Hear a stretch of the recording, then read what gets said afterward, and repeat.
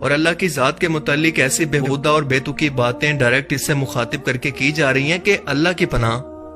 آپ بھی انہیں سن کر اپنے کانوں کو ہاتھ لگا لیں گے کہ اب تک آپ بھی ان گانوں کے لیرکس پر غور کیے بغیر اور انہیں سمجھے بغیر ان الفاظ کو نہ صرف دہراتے رہے بلکہ بار بار سنتے رہے۔ آئیے آج ایسے ہی کفریہ اور شرک سے بھرے ہوئے بالی ووڈ کے گانوں کی فہرست پر ایک نظر دوڑاتے ہیں۔ ان الفاظوں کو غور سے سنیے گا۔ کہ بن گئے ہو تم میرے خدا۔ ایک انسان کو یعنی ایک لڑکی کو خدا بنایا جا رہا ہے۔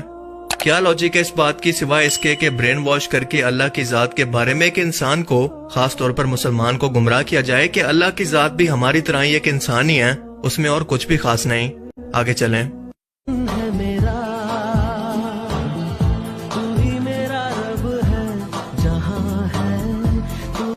اس گانے کے اندر یہ لڑکی کو اپنا رب کہہ رہے اور ساتھ ساتھ اپنا دنیا و جہان بھی، یعنی وہی کفری الفاظ ایک بار پھر سے نئے گانے کے اندر صرف خدا کو رب سے بدل کر ایک بار پھر سے دہرائے گئے ہیں۔ میں ٹکرایا رب سے تیری چاہ میں، یعنی میں نے اللہ سے تیری محبت کے اندر ٹکر لے لی، اس سے جنگ کی۔ اللہ سے جنگ، وہ بھی ایک لڑکی کی خاطر۔ ایک انسان کی کیا حیثیت ہے کہ وہ خدا سے کسی چیز کے بارے میں سوال بھی کرے، جنگ کرنا تو بہت دور کی بات ہے۔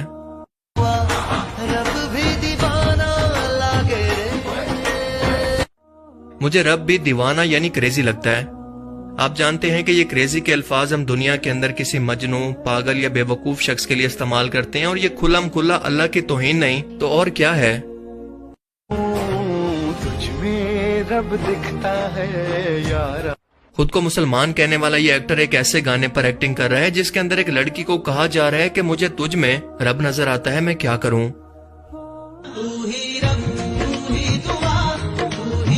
تو ہی رب تو ہی دعا۔ اس گانے کے اندر رب کہنے سے بھی بڑھ کر بات بہت آگے پہنچ گئی ہے، اور یہ مشہور پاکستانی مسلم سنگر راحت فتح علی خان کے الفاظ ہیں، کسی ہندو سنگر کے نہیں۔ افسوس، صد افسوس۔ اب چلیں ذرا مزید ایکسٹریم لیول پر چلتے ہیں۔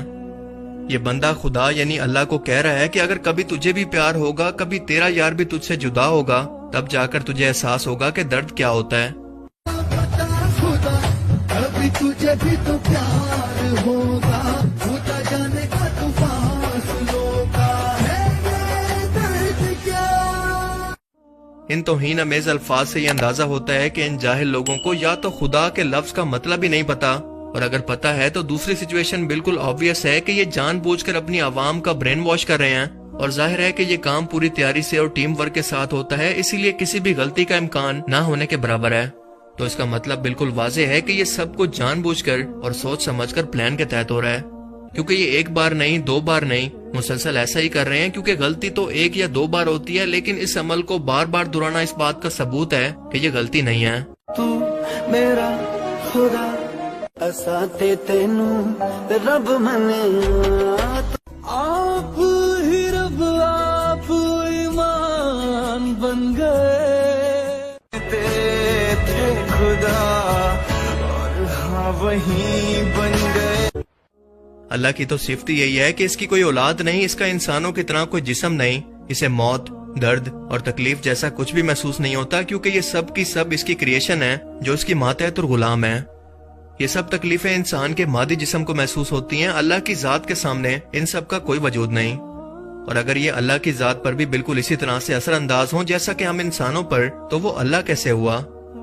اگر یہ چیز شرک نہیں ہے تو شرک اور کہتے کسے ہیں؟ بالکل وہی الفاظ بار بار ہر گانا بدل کر آپ کو سننے کو ملتے رہیں گے۔ اب جو گانا میں آپ کو سنوا رہا ہوں وہ اللہ کی توہین سے بھی ایک سٹیپ مزید آگے نکل گیا ہے، کیونکہ یہ شخص کہہ رہا ہے کہ میرے محبوب یعنی ایک لڑکی، تمہارا چہرہ رب سے بھی زیادہ پیارا ہے۔ استغفر اللہ۔